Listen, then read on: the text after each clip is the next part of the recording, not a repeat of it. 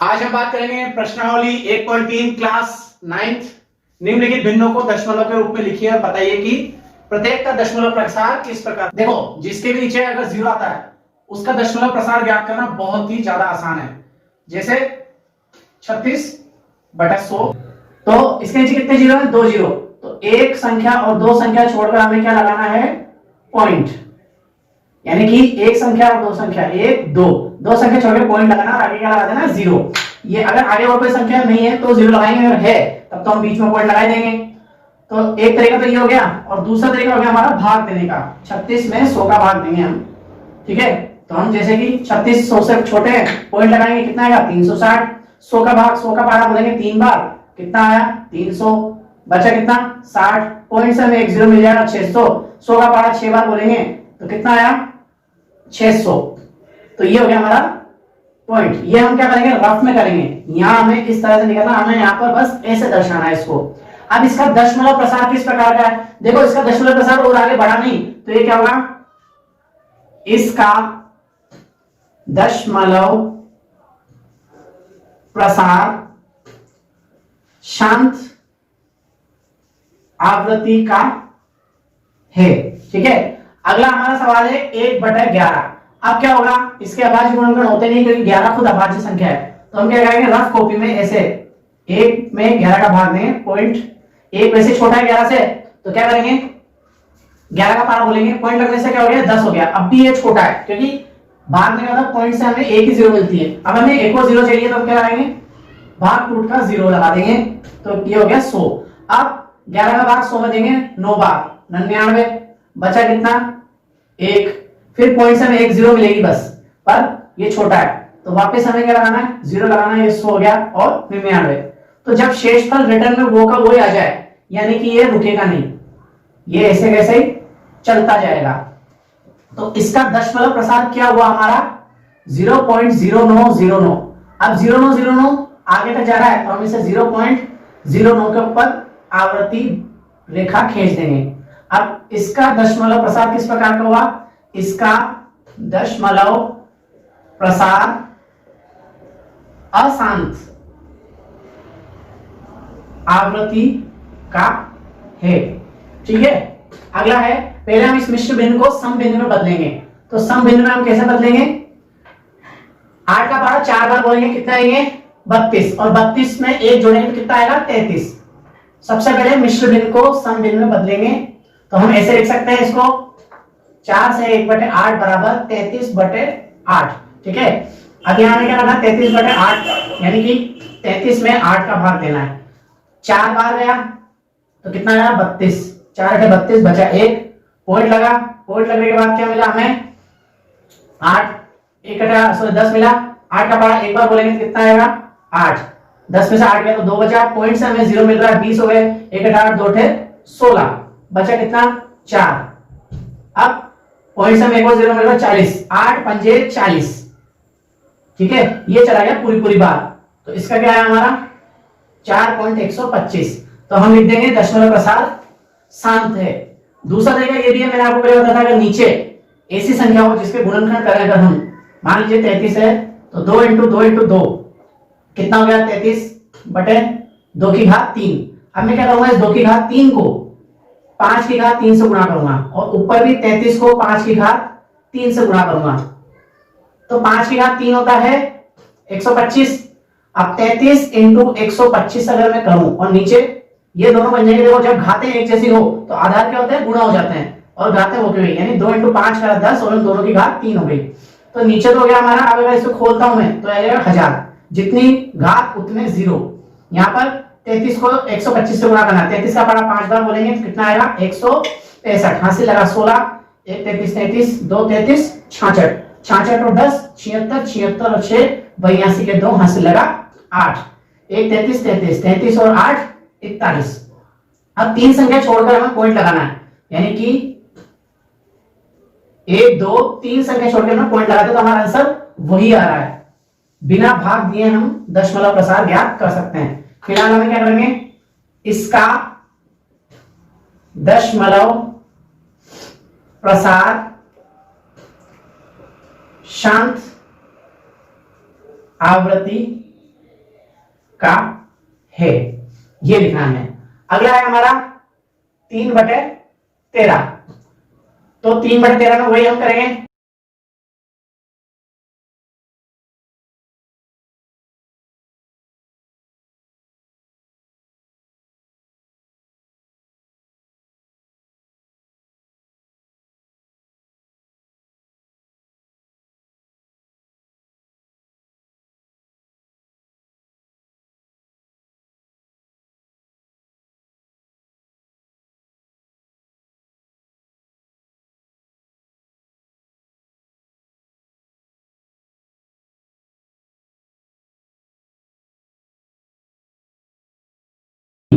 हमने स्टार्ट किया था 3 से और वापस शेषफल 3 आ गया।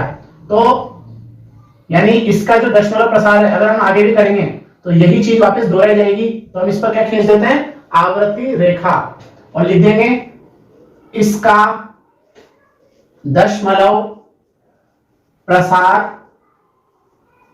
अशांत आवृत्ति का है। ठीक है, अगला है हमारा सवाल 2/11। वही हमें क्या करना है, भाग देना है। किसका, 11 का भाग देना है 2 में। तो हम क्या लगाएंगे, 0.20 हो गया, 1/11 2 11 22, ज्यादा होते हैं तो एक ही बार लेंगे, बचा 9। पॉइंट लगने से आया 0, 1/11 8 बार बोलेंगे 88, ठीक है, 9 बार बोलेंगे तो 99 हो जाएगा।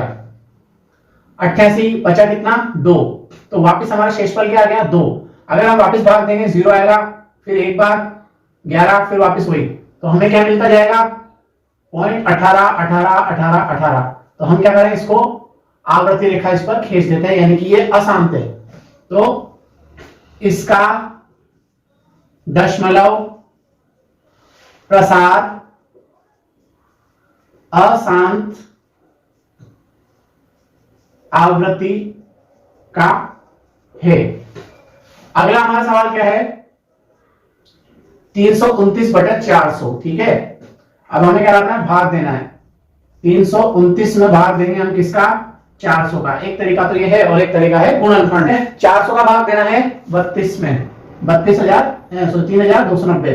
तो सबसे पहले हमारा भाग जा रहा है, क्योंकि ये 400 से बड़ी संख्या है, तो हम क्या कर रहे हैं, 8 बार भाग देंगे। 8 चौक आया 32, 3200। तो क्या बचा, 90। अब हमारा भाग नहीं जा रहा, तो हम क्या लगाएंगे, पॉइंट लगाएंगे, क्या हो जाएगा, 900।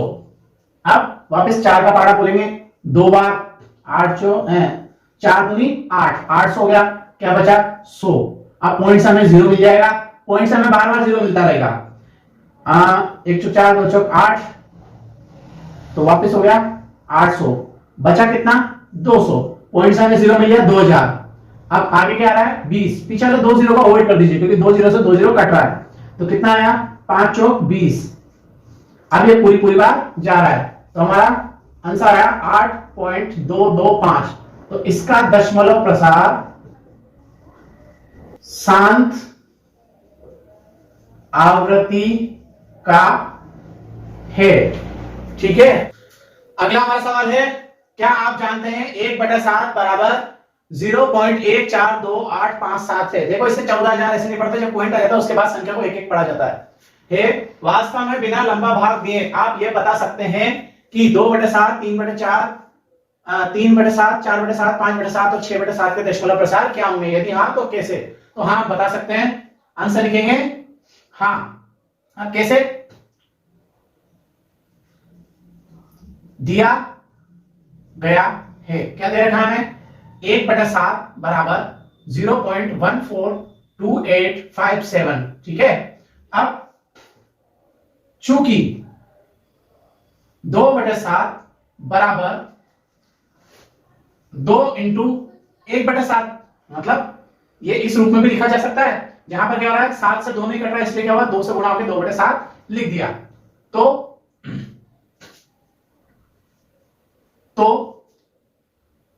2 इंटू, या फिर हम ऐसे लिख सकते हैं,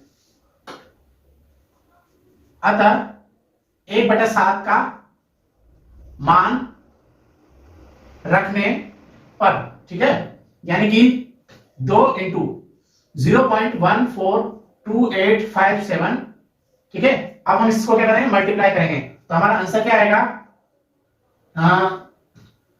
दो दो को 7 से गुणा करें, 7 दूनी 14, हाथ से लगा 1, 5 दूनी 10 और 1 11 का 1, हाथ से लगा 1, 8 दूनी 16, 16 और 1 17 का 7, हाथ से लगा 1, 2 दूनी 4 और 1 5, 2 चौक 8, 2 एकम 2 और पॉइंट 0, ये आ गया हमारा आंसर किसका, तो 2/7 बराबर क्या आया हमारा 0.285714। इसी प्रकार 3/7, 4/7 और 5/7 बराबर 3 इंटू 1/7, इधर 4 इंटू 1/7 और 5 इंटू 1/7 और 6 इंटू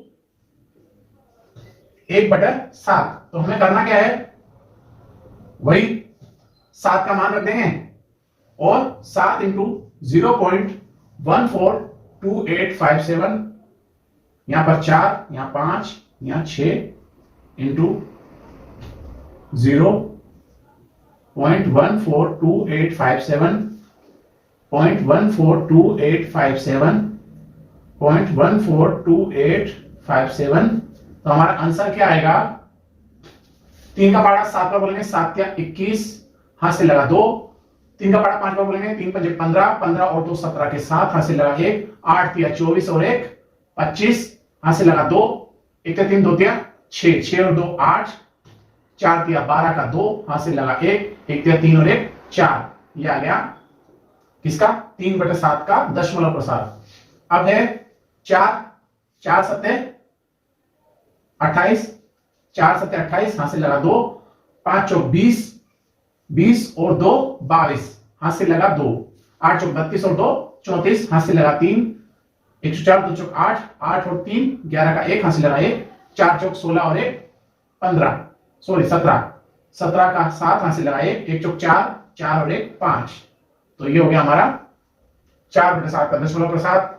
इसी तरह 5 का पारा 5 7 35, हाथ से लगा 3, 5 25, 25 और 3 28, हाथ से लगा 2, 5 8 40 42, हाथ से लगा 2 सॉरी 4, 5 दूनी 10, 10 और 4 14, हाथ से लगा 1, 5 और 20 और 1 21, हाथ से लगा 2, 1 पंजे 5 और 2 7, ठीक है। अगला है 6 7 42, हाथ से लगा 4, 6 पंजे 30 और 4 34, हाथ से लगा 3, 6 48 और 3 51, हाथ से लगा 5, 6 दूनी 12 और 5 17, हाथ से लगा 1, 6 चौक 24 और 1 25, हाथ से लगा 2, 6 एकम 6 और 2 8, ये आ गए हमारे दशमलव।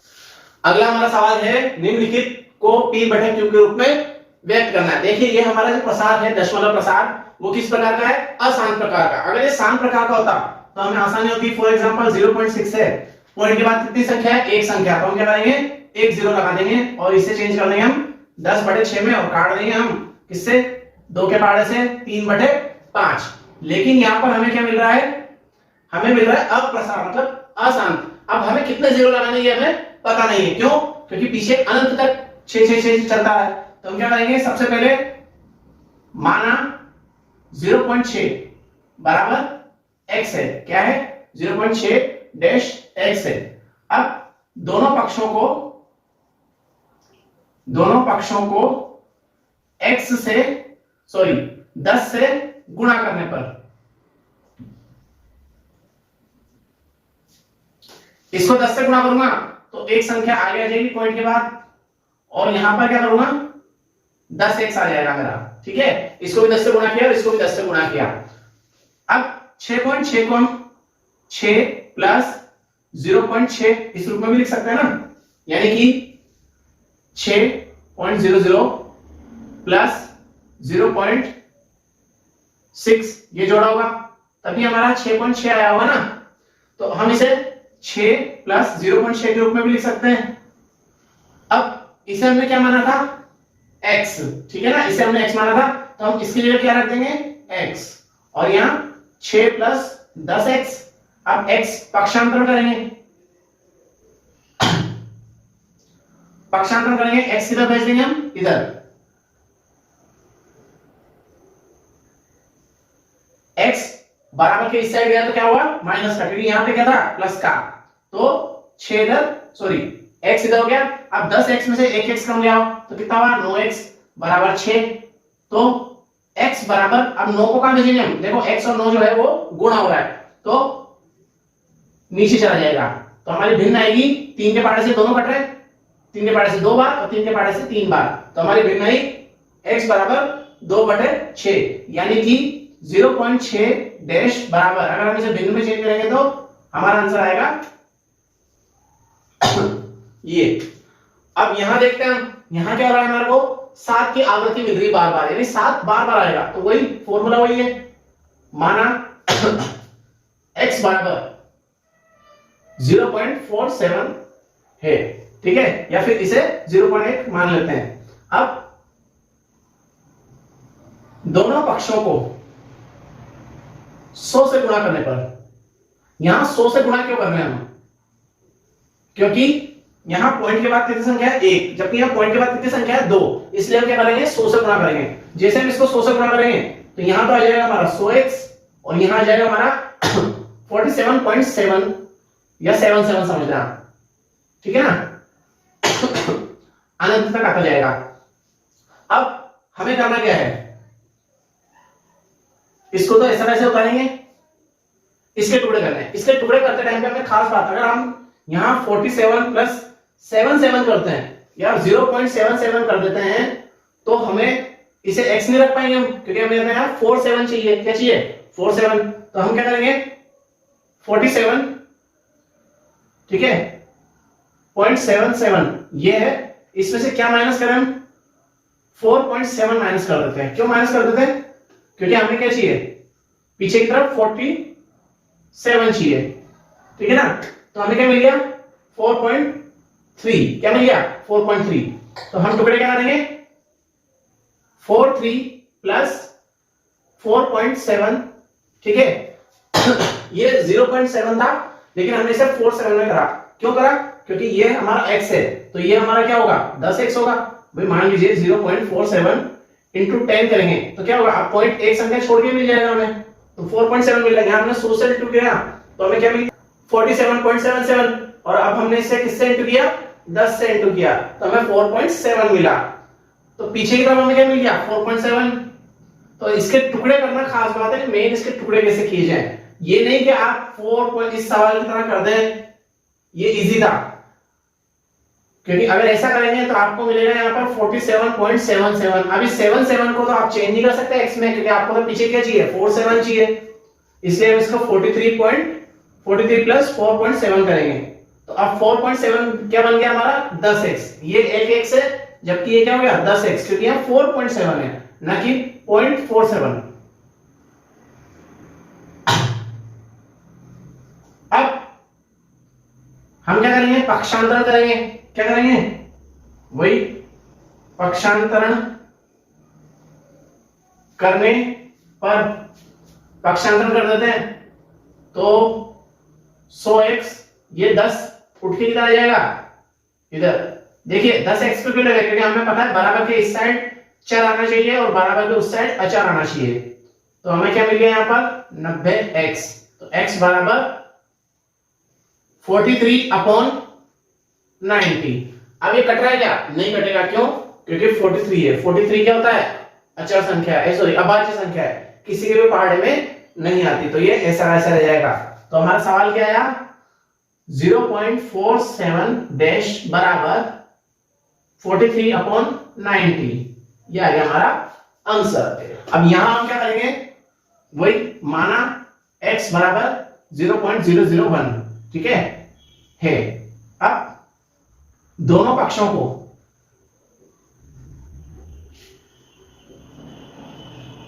से गुणा करने पर, यहां किससे गुणा करेंगे, यहां 10 से किया, क्यों किया, पॉइंट के बाद एक ही संख्या थी, यहां 100 से किया, पॉइंट के बाद 2 संख्या थी, तो यहां पर पॉइंट के बाद कितनी संख्या है, 3 संख्या, तो हम किससे गुणा करेंगे 1000 से, ठीक है। अब 1000 से गुणा कर रहे हैं हम, तो हमें क्या मिल गया 0.001, भाई 001 तो इसके बाद बहुत सारे हैं, ये रहा 001 001, तो 1000 से गुणा करने पर हमें क्या हुआ, 3 संख्या छोड़ के पॉइंट लग गया, तो यहाँ पॉइंट लग गया तो हमें क्या मिल गया 1.001, और यहाँ x को गुणा करेंगे हम तो कितना आ जाएगा 1000x। ठीक है, अब इसके टुकड़े कर दिए जाए, तो इसके टुकड़े तो आसानी से हो गए 1000x। अब यहां पर इसको हमने क्या माना था, x माना था ना, तो यहां x बराबर 1000x। ठीक है, अब यहां पर 1 ये रह जाएगा और 1000x में से एक x माइनस हो जाएगा, तो यहां कितना आएगा 999x, जबकि यहां कितना आ गया 1। अब अगले स्टेप में हम क्या करेंगे, x यही है बराबर के, ठीक है ना, 999 कहां चला गया नीचे, तो हमें क्या मिल गया कि 0.001 को परिमेय संख्या में हमने बदल दिया और हमें क्या मिला 999। ये हो गया हमारा आंसर। अगला हमारा सवाल है 0.9999 को p बटे q के रूप में व्यक्त कीजिए, जहां पर आप अपने उत्तर से आश्चर्यचकित हैं और आप अपने अध्यापक के कक्षा सहयोगियों के साथ उत्तर की सार्थकता की जांच कीजिए। तो सबसे पहले हमें वैसे भी देखो हमें आश्चर्यचकित होने को मिलेगा क्योंकि हमें p बटे q के रूप में मिलने वाली नहीं है। वो क्यों नहीं मिलने वाली है, क्योंकि 0.999 यानी बहुत ही मामूली सा अंतर है इसे परिमेय कहने में। क्यों, अभी देख लीजिए आप खुद। सबसे पहले माना x बराबर 0.9, ठीक है, या तो 9 या फिर 9, ठीक है, ये मान लिया हमने। अब दोनों पक्षों को 10 से गुणा करने पर, ठीक है, हम 10 से गुणा करेंगे दोनों पक्षों को, ये हो गया हमारा 10x, ठीक है, और ये हो गया हमारा 9.999। अब हम क्या करेंगे 9 प्लस 0.9। अब इसे हमने क्या माना था, x माना था यहां पर, तो हम इसे x में चेंज कर देंगे। अब x कहां चला जाएगा, इधर पक्षांतरण करने पर, तो अब हम क्या करेंगे x को कहां ले आएंगे इधर, और 9 यहां रह जाएगा, तो यहां हो गया हमारा 9x और यहां आ गया 9। अब हम क्या करेंगे 9 का भाग देने भेज देंगे इधर, इधर क्या हो रहा है इनटू, बराबर उधर जाएगा तो क्या होगा भाग, तो हमें x क्या मिल रहा है 1। अब 1 क्या है, परिमेय संख्या है p बटे q के रूप में, पर p बटे q के रूप में तो नहीं है। क्यों नहीं है, क्योंकि हमने देखा है कि 0.99999 यानी कि बहुत ही कम मात्रा में ये क्या हो रहा है 1 है। क्यों है, क्योंकि इसमें बहुत ही कम अंश बचा हुआ है 1 बनने में, वरना ये 1 बनने की ओर अग्रसर है, तो हमारा आंसर क्या आएगा 1। अगला हमारा सवाल है 1/7 के दशमलव प्रसार में अंकों की पुनरावृत्ति खंड में अंकों की अधिकतम संख्या क्या हो सकती है। यानी कि अगर हम 1/7 का दशमलव प्रसार करने बैठे हैं तो हमें यहाँ पर देखो पहली बात तो पॉइंट में हमारा आंसर आएगा, लेकिन उसके पीछे का पुनरावृत्ति मतलब अभी हमने देखा था ना पहले वाले सवाल में कि 0.99999 यानी 9 की पुनरावृत्ति होती, तो इस तरह इसमें कितने अंकों की पुनरावृत्ति होगी। तो हमें क्या करना है, सबसे पहले विभाजन प्रक्रिया करनी है। क्या करनी है, 1 में 17 का भाग देंगे, ठीक है। अब 1 में 17 का भाग तो जाता नहीं है, तो हम क्या करेंगे पॉइंट लगाएंगे, 0 मिल जाएगा हमें। अब भी ये छोटा है किससे, 10 से, तो सॉरी 10 छोटा है 17 से, तो हम क्या लगाएंगे 0 लगाने पर भाग टूटना, 0 लगाने पर हमें क्या मिल गया, एक और अतिरिक्त शून्य मिल गया। अब 17 के पहाड़े में 100 से छोटी संख्या कौन सी आती है, 85, 5 17 85 और 6 17 102, तो हमें 85, तो हमें क्या मिल गया 15। अब पॉइंट से हमें क्या मिल गया 0, तो अब हम क्या करेंगे 17 का पहाड़ा बोलेंगे 150 से कम आए, तो 9 17 153 और 8 17 136। अब हमें क्या मिला यहाँ पर 14, ठीक है, पॉइंट से हमें एक और 0 मिल गया, तो हम देख रहे हैं कि एक बार और 8 का भाग जा सकता है, तो कितना आया 136, बचा कितना 4, पॉइंट से हमें मिल गया 0, तो यहां पर हमें क्या मिल गया 40। अब 17 के पहाड़ में 40 से छोटा क्या आता है 2 आता है, कितनी बार 117 17 2 17 34, क्या मिला हमें 17, 40 में से 34 घटाया तो 6। अब 17 का पहाड़ा कितनी बार बोलेंगे 4 बार, 4 17 68, तो कितना हुआ 68, तो 60 से ज्यादा हो गया, तो 3 17 51, बचा कितना 9, तो ये हो गया 90। अब वापस 5 17 85, बचा कितना 5, तो कितना हो गया 0, 50 हो गया। अब 1 17 17 2 17 34 3 17 51, तो ज्यादा हो गया, तो 2 17 34, बचा कितना 6 और 1 16। अब यहां कितना आएगा 0, कितना हो गया 160। अब 9 17 153, तो कितना बचा यहां पर 7। अब पॉइंट से हमें क्या मिल गया 0, तो कितना हुआ 1 17 17 2 17 34 51 4 17 68, तो 70 में से हम 68 घटाएंगे तो क्या बचेगा 2। अब पॉइंट से क्या मिल गया 0, फिर 1 17 17 2 17 1 17 17 2 17 34 ज्यादा हो जाते हैं, तो हमें क्या मिल गया 3 30 हो गया। पॉइंट से हमें बार बार 0 मिलता जा रहा है, ठीक है ना, ये 0 कहां से आ रहा है पॉइंट की वजह से। अब 1 17 17 2 17 34, तो एक बार देंगे हम, कितना आया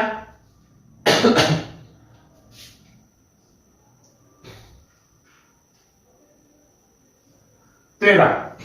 अब 13 17 से छोटे होते हैं तो क्या आएगा, पॉइंट से हमें 0 मिल गया 130। अब 1 17 17 2 17 34 3 17 51 4 17 68 5 17 85 6 17 102 7 17 119 और 8 17 136, तो 7 17 119, ठीक है। अब हमें क्या मिल गया 1 और यहां 2 में से 1 गया तो 11, पॉइंट से हमें मिल गया 10 110 6 17 102, क्या बचा 8। अब वापस हम क्या करेंगे भाग देंगे किसका, सॉरी 80 आ गया 4 17 68 5 17 85, तो 4 17 68 68। अब हम घटाएंगे तो कितना आएगा 12। अब पॉइंट से हमें मिल गया 1 0, तो क्या हो गया 120। अब 7 बार बोलेंगे तो कितना 119। अब हमें शेषफल क्या मिल गया 1, जहां से हमने स्टार्ट किया था, यानी कि अगर हम इस सवाल को और आगे करेंगे तो हमें वापस यही प्रक्रिया अपनानी पड़ेगी और एंड में आंसर वापस एक आएगा, यानी कि भाग निरंतर चलता जाएगा। तो पुनरावृत्ति में कितने आसान कार्य हैं 5 8 8 2 3 5 2 9 4 1 1 7 6 7। अधिकतम अंकों की संख्या आगे पुनरावृत्ति में, यानी कि रिपीट एंड रिपीट होगा, तो लिखेंगे 1/17 के पुनरावृत्ति में अधिकतम अंक कितना होंगे 1 2 3 4 5 6 7 8 9 10 11 12 13 14 15 अंक होंगे, ठीक है। तो जब भी पुनरावृत्ति चेक करनी हो तो ये देख लेना कि यहां से जहां से हमने स्टार्ट किया था शेषफल में वही संख्या आ जाए, तो वहां से हम मान लेंगे कि पुनरावृत्ति होने वाली है।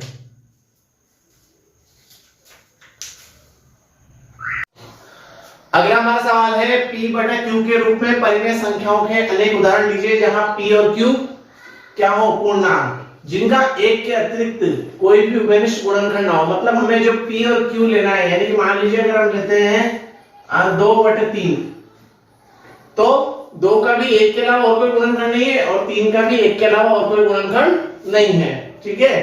अब एक और कंडीशन है कि जिनका शांत दशमलव प्रसार निरूपण हो, मतलब वो किस टाइप में होना चाहिए शांत दशमलव। अब हम जानते हैं कि शांत दशमलव कब होते हैं, शांत दशमलव जब होते हैं जब नीचे की ओर क्या हो, नीचे की ओर 10 हो या फिर 10 के गुणनखंड, यानी कि फॉर एग्जांपल 4/2 या 6/2 3/2 5/7 सॉरी 7/5 9/2 6/5, ये सब क्या है P/Q के रूप में उदाहरण है। इनका कोई भी उभयनिष्ठ गुणनखंड नहीं है क्योंकि ये सभी अभाज्य हैं, ठीक है, 9 और 6 को छोड़कर। लेकिन इनका दशमलव प्रसार क्या होगा शांत प्रकार का, तो यहां पर हम लिखेंगे कि ये वे संख्या है। चलो 6 को हटा देते हैं क्योंकि उसने बोला हमें 1 के अतिरिक्त कोई भी गुणनखंड ना हो, तो हम ले लेंगे 11, यहां ले लेते हैं हम 13, ठीक है। अब अगर 11/2 का हम करें तो क्या आएगा 5.5 5.5 हो गया शांत। 7 का 5 से अगर हम गुणनखंड करेंगे तो आएगा हमारा 1.4। ठीक है। इसी तरह वे सभी संख्या जिनका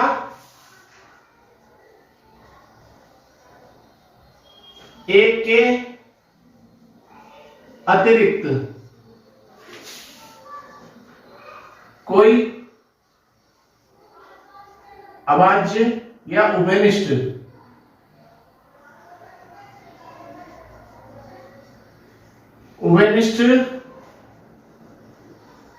गुणनखंड नहीं है ना, और इनका दशमलव प्रसार शांत है। क्योंकि क्यों है? क्योंकि Q के मान 10 के गुणनखंड 2 व 5 के गुणांक है या फिर घातांक है लिख सकते हैं। फॉर एग्जांपल यहां 2 की जगह जैसे मान लीजिए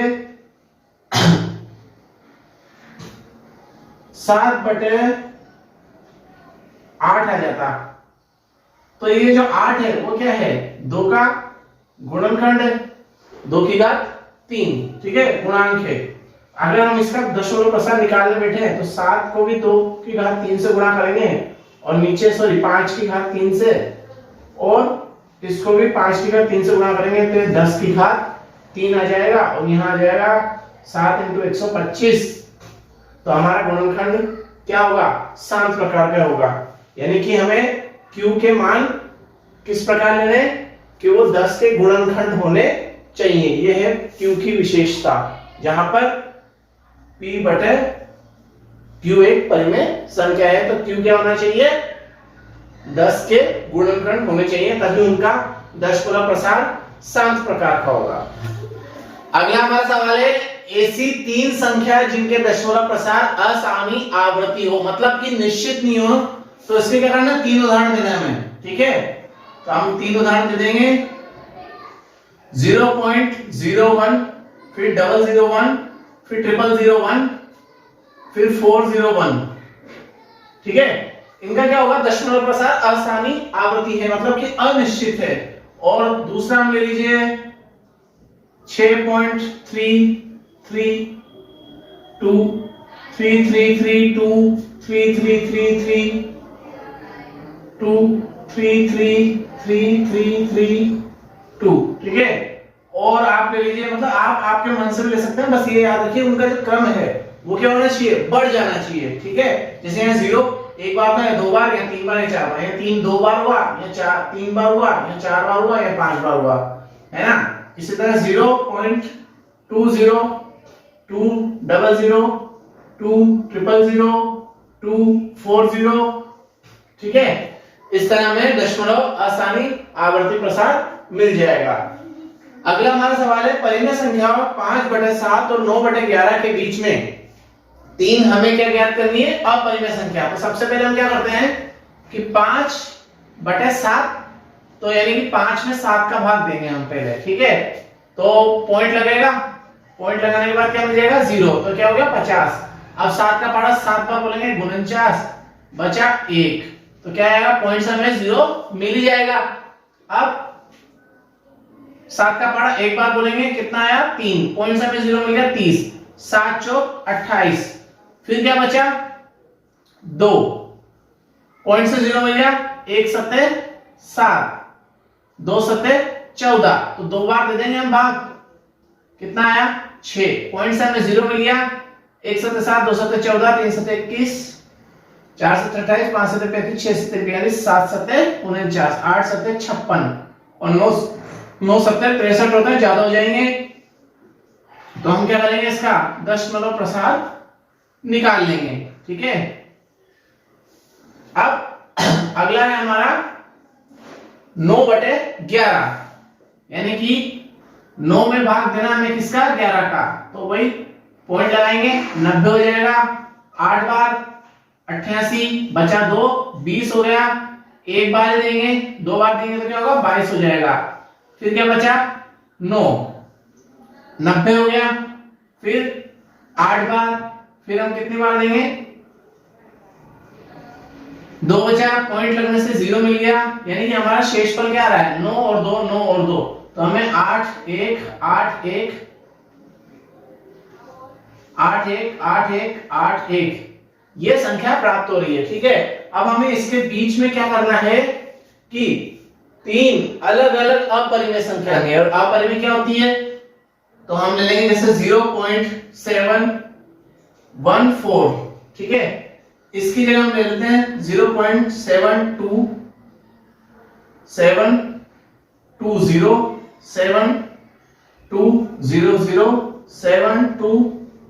72000 7240।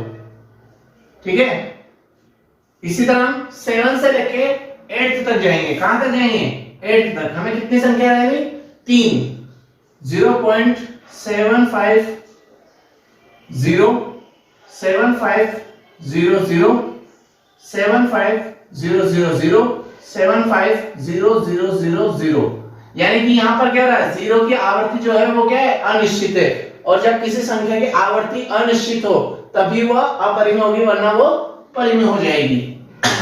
अगला है 0.810 8100 8100 8140, तो ये हो गया हमारे असामयिक आवर्तियां।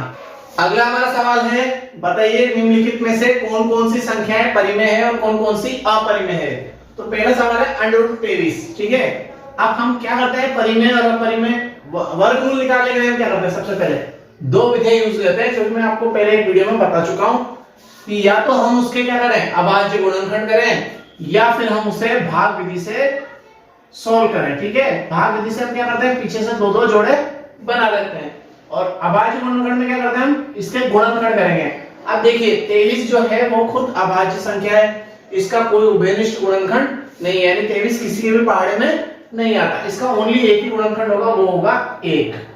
तो ये क्या होगी, अपरिमेय। कारण चूंकि 23 एक अभाज्य संख्या है, इसका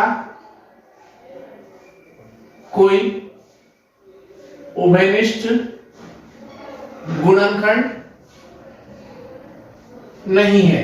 ठीक है, अगला है √225।